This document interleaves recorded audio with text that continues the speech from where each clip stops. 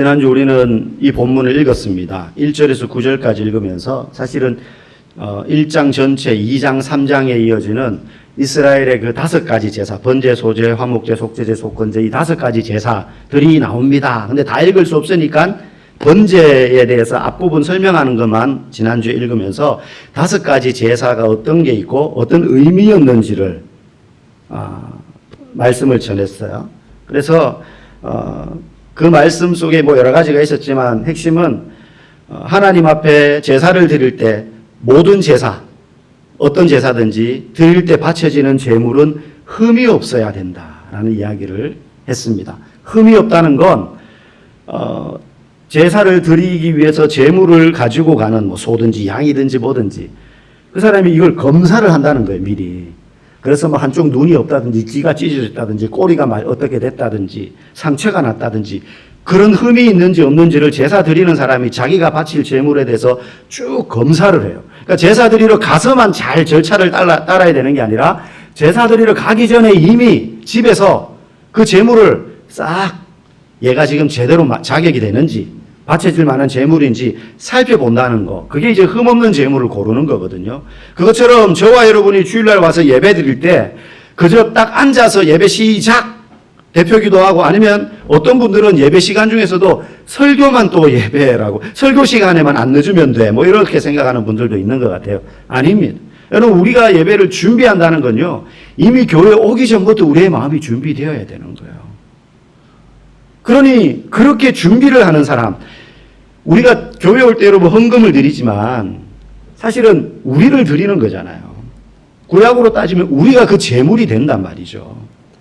그러면 내가 흠이 없어야 되는데 지각부터 한다? 벌써 흠이 생긴 거예요. 흠이 생긴 거예요. 이게 무슨 대단한 어려운 일이 아니잖아요.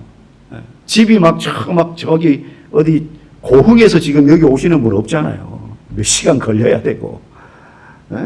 저희 교회에서 제일 멀리서 오시는 분이 수원에서 오시는 분이 계신데 다 이 근처인데 이게 한두 번도 아니고 매주 늦으시면 사실은 이게 벌써 준비가 안 되는 거잖아요.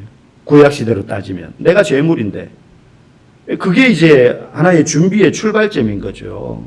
그래서 우리가 예배당에 나오기 전에 주일날 헌금을 준비하고 시간을 준비하고 우리의 마음과 몸을 준비하고 그렇게 와서 예배를 드리면 하나님은 그 준비하는 것에서부터 예배로 친단 말이에요. 그래서 와서 드릴 때 그 예배를 기뻐 받으신다는 거죠. 흠없는 제물을 드리는 거니까. 다음 주부터 시간을 제가 체크를 하겠습니다. 농담이고요. 오늘은 이스라엘 백성들이 드렸던 제사가 어떤 의미였는지를 지난주는 개괄적으로 5가지 제사를 쭉 설명을 드렸는데 그 중에서도 번제를 드리는 그 과정, 제물을 드리는데 어떻게 그냥 흠없는 제물 이제 가져왔어요. 이제 나는 준비한 게 끝이야. 또 우리는 교회 와서 그냥 이제 딱 세팅된 예배의 순서에 따라 그냥 앉아서 헌금하고 그냥 일어나서 찬양하고 설교 듣고 그러다가 이제 끝에 일어서서 축도 받고 가는 거잖아요. 근데 구약시대 제사는요, 그렇게 수동적이지 않았어요. 예배 드리는 사람이. 제사를 드리러 오는 제물을 가지고 제사장 앞에 제물 드리러 오는 사람이요 너무나 능동적이고 적극적으로 제사를 드립니다. 그럼 제사장은 뭐 하냐? 그 사람이 제사를 능동적으로 드리도록 옆에서 서포트하는 역할만 해요. 오늘 본문을 자세히 읽어보면. 그래서 오늘 구체적으로 도대체 이스라엘 백성들이 제사 드릴 때 제물을 어떤 식으로 바쳤고 어떤 행동을 했는지 또 그게 어떤 의미인지 제사장은 뭘 했는지 그걸 잠시 살펴보기를 원합니다. 우리 3절 말씀은 먼저 같이 읽어보겠습니다. 시작. 그 예물이 소의 번제이면 흠없는 수컷으로 회막문에서 여호와 앞에 기쁘게 받으시도록 드릴지니라. 아멘. 그게 보니까 여호와 앞에라는 말에 밑줄이 쳐져 있죠. 여호와 앞에라는 말은 원래 뜻은 면전에 이런 뜻이에요. 얼굴 앞에. 그러니까 하나님이 저기쯤 계시고 내가 이렇게 와가지고 고개도 못 들고 이렇게 제물만 바치고 씩 돌아서 가는 게 아니라 제물을 하나님 얼굴 면전에다 드린다는 의미예요. 그만큼 밀접하게. 제물을 바치는 자가 그 제물을 가지고 나와서 하나님 얼굴 앞에 드리는 거예요. 그 제물을. 근데 여러분 우리가 제물이잖아요. 의미적으로. 양 염소 안 가지고 오잖아요. 그죠? 소 안 끌고 온단 말이에요. 주일날마다. 내가 예물이에요. 내가 제물이에요. 그러니 주일날 예배 드리러 온 건 구약으로 따지면 의미적으로 뭐가 되느냐. 내 얼굴을 하나님 얼굴 앞에 갖다 대는 거예요. 하나님 저 왔습니다. 소위 말하면 얼굴도 눈도장 찍는 거예요. 하나님 앞에. 많은 사람이 있는데 사실 우리만 예배 드리는 게 아니라 주일 되면은 이 나라 전국 방방곡곡 전 세계 예배 드리는 사람이 한둘이 아니지 않습니까? 그런데 하나님은 모든 사람들과 예배 시간에 어떻게 하시느냐? 얼굴과 얼굴을 맞대고 우리와 눈을 마주치는 시간을 가지시는 거예요. 그게 예배예요. 그런 의미에서 제물을 여호와 앞에 얼굴 면전에 여러분이 지금 교회 나오는 거 제가 앞에 서 있지만 목사와 눈 마주치려고 나오는 거 아니잖아요. 목사 얼굴 보려고 나오는 게 아니잖아요. 제가 오늘 좀 몰골이 안 좋습니다. 부어가지고 약간. 살이 찐 게 아닙니다. 부은 거예요. 목사 얼굴 보려고 나오는 사람 아무도 없어요. 그 얼굴 너머에서 여러분들과 눈 마주치기를 원하시는 하나님을 보기 위해서 나오는 거예요. 여러분 목사를 보지 말고 목사 너머에 계신 하나님. 여러분을 학수고대하면서 기다리시고 이 주일날 아이고 목사님 뭐 평소에도 우리의 삶이 예배라면서요. 맞죠? 그럼에도 불구하고 특별히 구별하여 우리가 예배드리는 이 시간 하나님이 여러분과 눈 마주치기를 원하신다는 사실을 여러분 믿으시기 바랍니다. 그게 예배예요. 그러니 우리가 온 중심을 다해서 하나님의 얼굴에 나의 눈을 맞출 때 그때 똑같이 앉아 있는데도 어떤 사람의 영혼은 예배를 드리고 나면 말할 수 없는 영적인 기쁨으로 넘쳐요. 말할 수 없는. 왜? 내가 하나님의 얼굴을 배웠다. 하나님이 나와 눈을 마주친다. 그런 사람이 드리는 예배에 하나님 기뻐 받으실 뿐만 아니라 내 영혼을 소생시키는 거예요. 여러분 대통령이 지금 이 자리 우리 교회에 방문한다고 생각해 보십시오. 요즘 뭐 대통령이 타운홀 미팅 그래가지고 막 전국을 돌아다니는데 이제 막 사람들이 와서 질문하는데 질문하는 분들 중에 많은 분들이 그러더라고요. 막 손 들고 질문하세요. 그러면 막 너무 떨린다고 막. 그러지 않겠어요? 대통령한테 자기가 질문하는 학교에서 여러분 선생님이 야 질문할 사람 손 들어. 그럴 때도 떨려가지고 질문 안 하는 사람이 많잖아요. 대통령 앞에서 내가 질문할 기회를 부여받았어요. 엄청 떨릴 거 아닙니까? 그 대통령 눈을 똑바로 쳐다보면서 이야기한다는 게 쉽지 않잖아요. 근데 여러분 우리가 주일날 누구 눈을 보느냐? 하나님 눈을 보는 거예요. 하나님 얼굴을 보는 거예요. 하나님은 또 불꽃 같은 눈동자로 우리를 살피시는데 눈은 뜨고 있는데 생각이 딴 데 가 있어요. 아니면 앞을 쳐다보지 않고 이렇게 있거나 아니면 천정 쳐다보고 있다는 거, 눈 감고 자고 있다는 거. 만약에 그런 사람 하나님이 쳐다보시는데 무슨 마음이시겠어요? 눈 좀 떠라. 눈 좀 떠라. 네 얼굴 보고 싶다. 하나님 그런 마음으로 우리의 예배를 받고 싶어 하시는 거예요. 하나님은 우리의 모습이 우리가 순종 잘하고 우리가 막 봉사하고 기도 열심히 하는 거 너무 예뻐하시고 좋아하시는 성경 읽고 막. 그런데 그 모든 걸 합쳐놓은 이 예배를 그렇게 준비된 예배로 하나님의 얼굴을 보기 위해서 똘망똘망한 눈을 뜨고 바짝바짝거리면서 쳐다볼 때 그 예배를 하나님은 너무 기뻐하십니다. 너무 기뻐하십니다. 여러분이 그런 예배를 드려서 하나님과의 눈을 마주치는 이 시간 그 예배가 되기를 간절히 축복합니다. 그 다음 4절 말씀 한번 보겠습니다. 4절 시작. 그는 번제물의 머리에 안수할지니 그를 위하여 기쁘게 받으심이 되어 그를 위하여 속죄제가 될 것이라. 아멘. 여기서 그는 그를 누구를 가리키냐면 제사 드리는 사람을 말해요. 제사 드리는 사람이 여러분 놀랍지 않습니까? 제사장이 제물의 머리에 안수하는 게 아니에요. 제물을 가지고 우리가 그 제물 머리에 안수하는 거예요. 여러분이 가져온 바쳐진 제물의 머리에 안수하는 겁니다. 안수 왜 합니까? 내 죄가 이 제물에게 다 옮겨진다는 의미이고 제물을 드리지만 누구를 드린다는 거예요? 나를 드린다는 거죠. 내 죄를 이 제물에게로 옮긴다는 뜻이에요. 그래서 제사 드리는 자가 반드시 제물을 가지고 난 다음에 제물 머리 위에 안수를 함으로 제사가 시작되는 거예요. 여러분들이 교회에 나와가지고 그냥 털썩 주지 않는 게 아니라 교회에 발을 들여 놓으면서부터 내가 제물로서 하나님 앞에 내 머리 위에 내가 안수하는 거예요. 하나님, 제가 이런 죄를 지었습니다. 죄의 싹은 사망이어서 내가 죽어야 하는데 나를 대신하여 이 제물을 하나님께 바칩니다. 이 제물을 받으시고 나를 용서해 주십시오.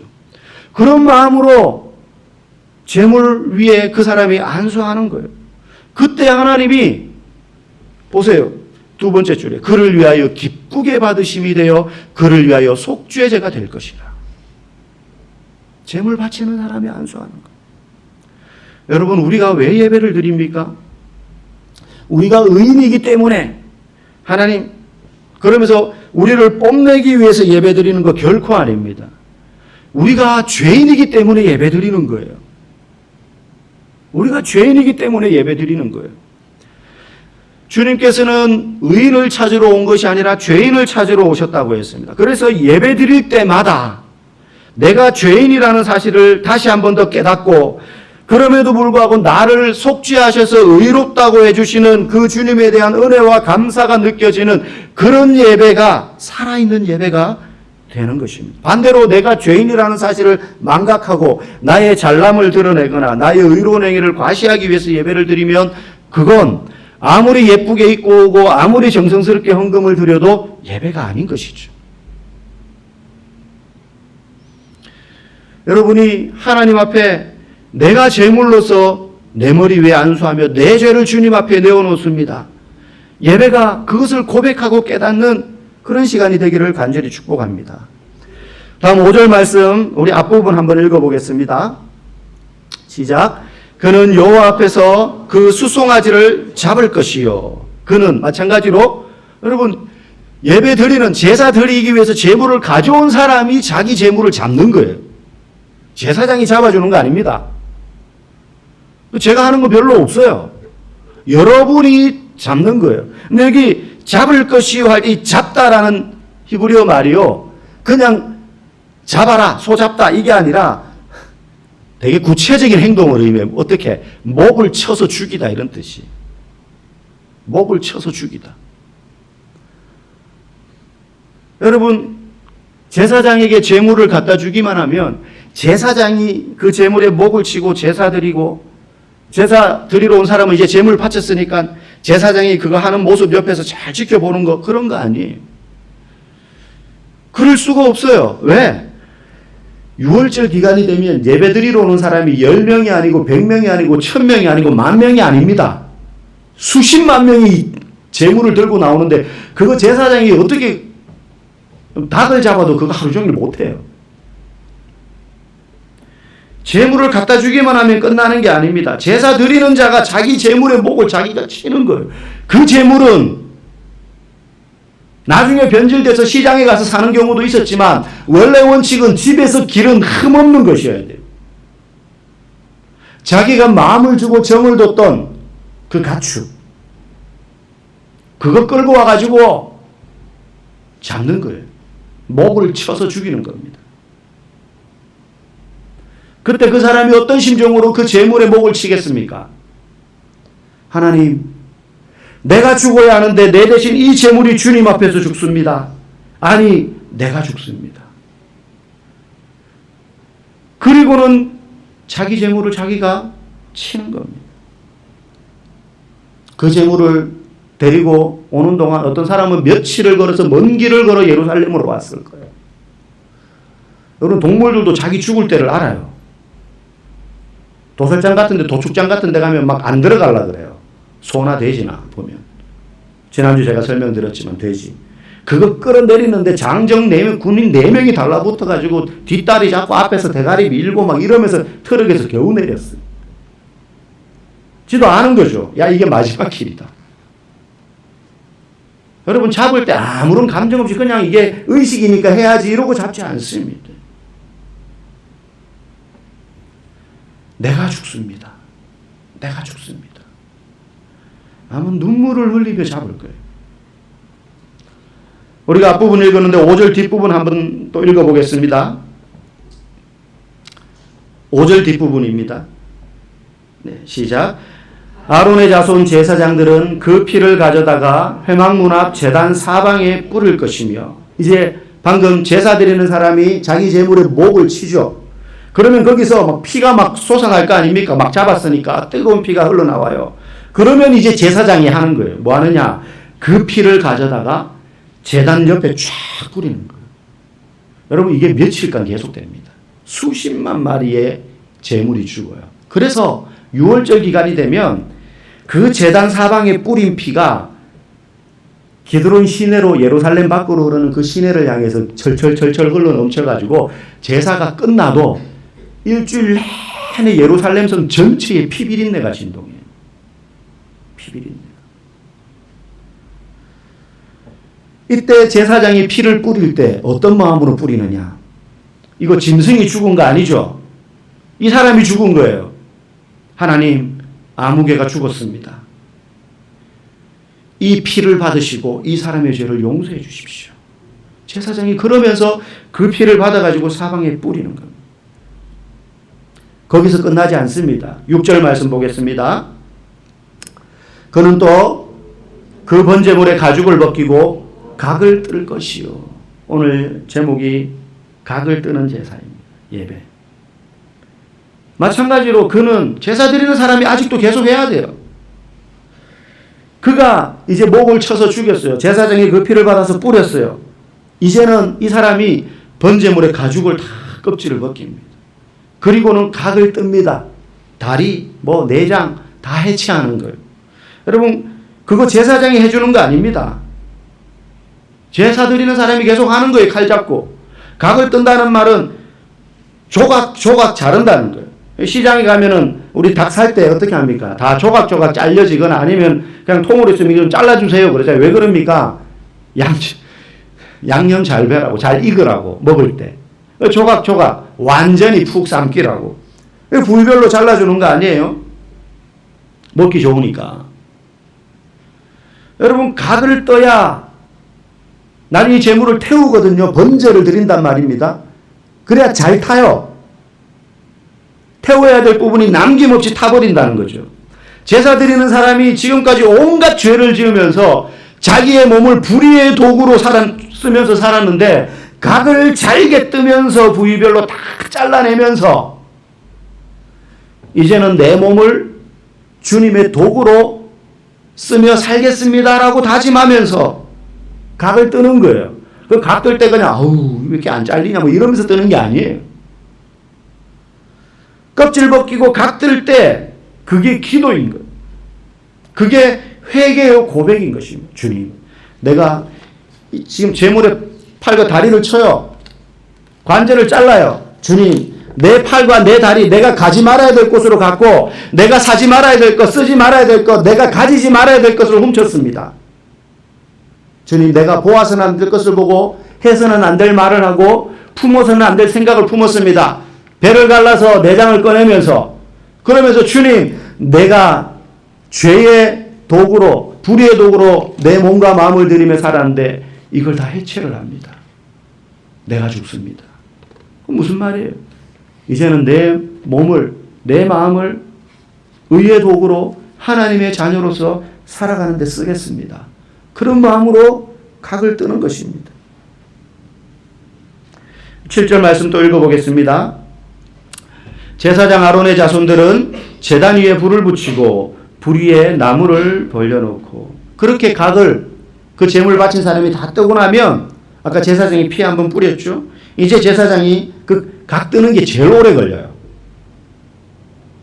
이스라엘 백성들이 전부 다 이거 전문가가 아니잖아요. 그러니까 뜨는데 되게 힘들다고요. 오래 걸립니다. 그렇게 하고 나면 제사장들이 이제 제단 위에 불을 붙이고 그 위에 나무를 쫙 벌려놓고 태울 준비를 하는 거죠.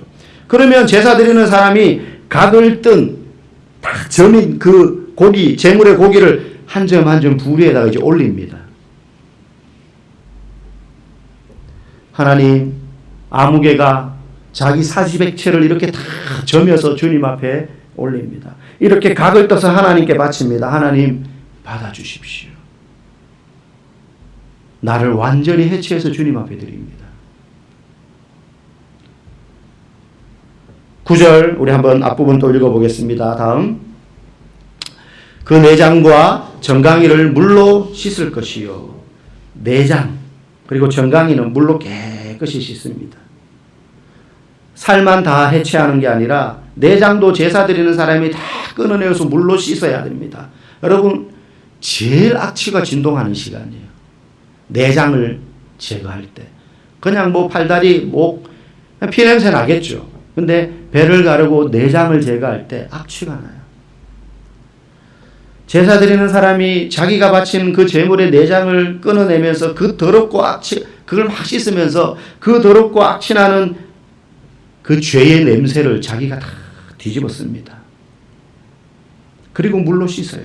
하나님, 이 더럽고 악취나는 저의 안과 밖을 이렇게 깨끗하고 정결하게 해 주십시오. 그러면서 깨끗이 물로 씻습니다. 그리고 나서 9절 나머지 뒷부분도 읽어봅시다. 제사장은 그 전부를 제단 위에서 불살라 번제를 드릴지니 이는 화제라 여호와께 향기로운 냄새니라. 아멘. 이제 깨끗이 씻은 내장과 정강이 그걸 전부 다 불에 태워줍니다. 그러면 주님께 그 제물을 태우는 냄새가 올라가는데 그때부터는 이제 향기죠. 왜? 고기 냄새니까 쉽게 말하면 향기죠. 조금 전까지 악취였던 그 냄새가 이제는 주님 앞에 바쳐질 때는 향기가 되어서 올라가는 거예요. 그리고 그 냄새를 하나님이 받으신다는 겁니다. 자, 정리해 봅시다. 구약시대에 이런 과정을 거쳐서 제사 드리는 사람이 제물에 목을 치고 가죽을 벗기고 그 살을 전부 각을 떠서 점이고 그 내장을 끊어내어서 그걸 물로 씻습니다. 그리고 불 위에 올려놓고 태웁니다. 그런 과정을 거쳐서 한참 걸리는 거예요. 제사를 다 끝내고 집으로 돌아가는 그 사람의 모습 여러분 한번 상상해 보십시오. 아름답지 않아요. 먼저 그 사람의 옷에는 전부 피범벅이에요. 그거를 막 잡는데 무슨 비닐 뒤집어 쓰고 요즘처럼 안경 쓰고 고무장갑 끼고 그렇게 잡지 않아요. 그냥 입은 옷 그대로 와가지고 맨손으로 칼 들고 잡는 거예요. 제물이 가만히 있습니까? 발버둥을 칠 거 아닙니까? 온 머리부터 얼굴과 옷 전부 피로 칠갑을 한 거죠. 뿐만 아니라 그 내장을 끊어내고 씻는 과정에서 피냄새도 배었지만 그 온갖 더러운 악취가 다 몸에 배어 있는 거예요. 다 몸에 배어 있는 거예요. 그런데 겉모습은 그렇지만 집으로 돌아가는 그 사람의 마음은요, 새처럼 날아오르는 거예요. 새처럼 날아오르는 거예요. 왜? 내가 오늘 죽고 다시 살았거든요. 내가 하나님 앞에서 용서받은 날이거든요. 내가 다시 새로운 삶을 시작할 수 있게 된 겁니다. 그렇게 피투성이가 된 옷과 역겨운 냄새가 배이면서 그렇게 제사를 드려서 이제 죄인은 죽고 내가 다시 용서받은 새 사람이 되어서 가는 그 사람이 삶의 현장으로 돌아가면 제사 드리기 전과 달라지지 않겠습니까? 그저 앉아서 제사장이 하는 거 구경하고는 거 제물 바치기만 하면 끝나는 게 아니기 때문에 내가 그걸 다 했어요. 내가 제물을 잡았어요. 피를 뒤집었었고 악취를 다 맡고 씻어가지고 태웠어요. 그러면 그 사람이 각인이 되는 거예요. 각인이 되는 거예요. 어마어마한 시청각 교육뿐만 아니라 자기가 제사를 직접 참여한 거잖아요. 내가 했단 말이에요. 구경한 게 아니란 말이죠. 그러면 그 사람이 집으로 돌아가는데 이제 내 멋대로 살아도 되겠네. 나 이제 새 사람 됐으니까. 그런 마음 먹을 수 없다는 거죠. 자기 눈앞에서 자기가 기른 가축이 자기 손으로 죽이는 걸 봤는데 그걸 했는데 드리기 전과 드린 후의 삶이 돌아가서 달라지지 않겠습니까? 여러분 우리의 예배가 이래야 되는 거예요. 준비하는 과정에서부터. 여러분 지금 아무렇지 않게 앉아 있지만 우리가 지금 레위기에서처럼 그렇게 짐승의 각을 뜨는 건 아니지만 그냥 그러면서 헌금하고 여러분 헌금이 바치는 재물이 아닙니다. 여러분이 재물이 여러분이.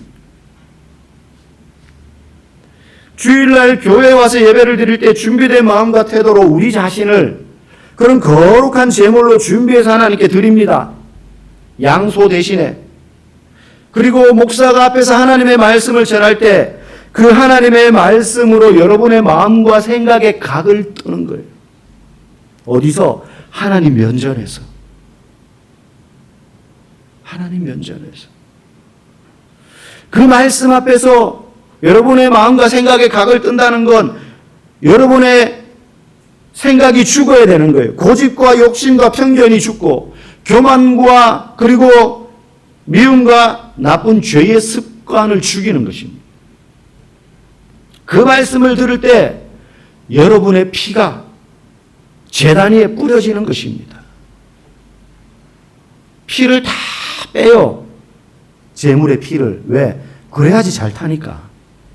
그저 한번 신용으로 이렇게 뿌리지만 제사장이 한번 뿌리지만 그 다음 이 제물의 피가 다 빠지도록 기다려요. 그래야지 온전히 태워지니까. 여러분의 피가 말씀을 들을 때 흘러야 되는 거예요. 그 말씀을 듣고 이제 1시간 예배를 마치고 여기서 나가서 삶의 현장으로 돌아가서는 그 말씀대로 살아내는 새 사람이 되어야 되는 것입니다. 그래서 그 말씀을 힘입어 우리는 또 한 주를 힘있게 살아내는 것이죠. 여러분이 예배 시간에 그 고집과 악한 마음과 교만한 생각이 죽지 않아서 말씀이 여러분의 마음을 지배하지 못하면 우리가 1년 12달 52번의 예배를 드린다고 한들 그것은 형식적인 종교행위가 될 뿐이고 하나님 앞에서 눈 감고 나와 앉아 있는 거나 마찬가지가 된다는 사실을 여러분 꼭 마음에 기억하시기 바랍니다. 그 하나님의 말씀에 내 마음에 각을 뜨고 그 말씀이 나를 지배하게 되면 그 말씀을 힘입어서 내가 인생의 힘겨운 순간들을 넘어갈 때마다 이 제사를 기억하는 것이죠. 우리의 삶 자체가 예배를 드릴 때마다 달라지는 것입니다. 저도 어릴 때부터 교회를 다녔으니까 얼마나 많은 예배를 드려왔겠습니까? 목사가 되고 나서는 목사가 아니라 제가 모르겠어요. 제 기억에 주일은 이때까지 단 한 번도 빠진 적이 없었던 것 같아요. 주일 학교 때부터. 물론 방학 되면 시골에 갑니다. 그럼 본교회는 못 나가죠. 그러면 시골에 있는 동네 교회를 매주 나가서 주보를 다 받아가지고 선생님 도장 찍어주세요 해가지고 도장을 매주 나 이 교회 주일날 안 빠지고 출석했다 해가지고 방학 끝나고 본교회 동네 돌아오면 그거 선생님한테 보여줘서 선생님 출석부 이거 체크해달라고. 나 안 빠졌다고. 제가 기억하는 한 저는 주일을 한 번도 안 빠진 것 같아요. 그런데 여러분 주일을 빠지고 안 빠지고가 중요한 게 아니라 매주 우리가 말씀 앞에 내 생각에 각을 떠야 되는 거예요. 그러면 우리가 하나님 앞에 온전히 드려지는 예배를 제사를 드리는 거죠. 저는 많은 예배를 그렇게 드렸지만 지금도 잊지 못하는 예배가 딱 하나 있어요. 제가 고등학교 1학년 때 세례를 받았습니다. 성찬식을 이제 처음 포도주를 받았어요. 세례 받고 그날. 저는 그 예배를 잊을 수가 없습니다. 세례 받은 것도 너무 기분이 좋았지만 포도주가 그렇게 맛있는 음료라는 걸 그때 처음 알았어요. 이제 그 교회는 좀 성도들이 그때는 많았어요. 지금은 이제 많이 줄었지만. 앞에 잔이 이렇게 세팅이 되고 이렇게 덮여 있잖아요. 우리는 나와서 이렇게 찍어 먹지만. 그래서 이거를 이제 잔을 장로님들이 나와서 돌리기 위해서 이게 탁 걷으면 그 교회는 포도주를 담궜어요. 성찬식을 위해서. 1년에 2번 드리는데. 6개월 동안 숙성시킨 1년 동안 숙성시킨 포도주. 그걸 매년 써요. 딱 열면 그 넓은 본당 전체에 포도주 향이 쫙 가득 차요. 앉아있으면 벌써 내가 먹은 것 같아. 근데 이제 와가지고 그날 세례 받았으니까 이제 딱 잔을 주는 거죠. 그럼 이제 요만한 잔이죠. 딱 먹었는데, 띵한 거예요. 요만한 거 포도주 먹었는데, 진짜 알코올이 된 거예요, 이제. 근데 예수님 당시 포도주가 진짜 알코올이에요. 우리처럼 포도주스 뭐 이런 정도. 우리 이제 와인 쓰지만 저희도. 제가 그 예배를 잊을 수 없는 건 첫 번째는 그 포도주 맛 때문에 잊을 수가 없다는 거예요. 아직도 그 향이 뇌리에 남아있는 것 같아요. 몇십 년이 지났지만. 그리고 또 한 가지 잊을 수 없는 이유는 너무 많이 울었어요. 그 성찬식을 제가 포도주는 못 마셨지만 6개월마다 한 번씩 드리는 그 성찬에 그냥 예배 시간에 하니까 못 마셔도 이렇게 앉아서 다 봤잖아요. 근데 그냥 다 이렇게 봤더라고요. 이렇게 먹고 탁 놓고 그냥 눈 이렇게 감고 있고. 근데 저는 그 첫 포도주를 마시는 그날 너무 울었어요. 뭐 구체적으로 왜 울었다 딱 한마디로 설명을 할 수 없어요. 근데 예수님이 나를, 목사님 앞에서 이 잔은 제자들에게 예수님이 너희를 위하여 흘리는 나의 피니 받아 마시라. 그리고 마실 때마다 나를 기념하라. 뭐 이런 말씀을 쭉 제가 앞에서 하듯이 하시는데, 그 말씀이 너무 크게 다가오는 거예요. 이게 그냥 막 마시는 게 아니구나.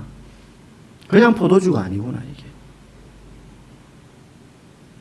그래서 저는 그 예배를 잊을 수가 없어요. 너무 많이 울어가지고. 막 아무도 안 우는데, 거기에 막 몇백 명이 잔을 받았는데, 저 혼자 막 이러면서 울고 있는 거예요. 소리는 못 내고. 제가 모르겠어요. 지금까지 1년 주일만 해도 52번이고 10년이면 520번이고 제가 10년만 예배 드린 게 아니잖아요. 초등학교 때부터 하면 거의 한 40년 예배 드렸는데, 그럼 적어도 몇천 번 드렸지 않겠습니까? 주일만. 근데 그 예배는 잊을 수가 없어요. 여러분, 그 예배가 우리를 살리는 거예요. 그런 예배가. 우리의 영혼을. 그리고 그런 예배가 우리의 일상의 삶에서 우리를 승리하고 만족해하며 기뻐하며 살아가도록 이끄는 힘이 되는 줄 믿습니다. 여러분, 우리의 예배를 통하여 우리의 교만과 우리의 고집과 우리의 편견과 우리의 불신앙의 생각에 각을 뜨고 해체하고 가죽을 벗겨 여러분이 피를 뒤집었으며 하나님 면전에서 눈을 마주치고 얼굴을 배우고 나서 이 예배당을 나갈 때 여러분이 완전히 새롭게 돼요. 한 주간도 새로운 성도로서 하루하루를 살아가는 참된 예배자가 되기를 주님의 이름으로 간절히 축복합니다.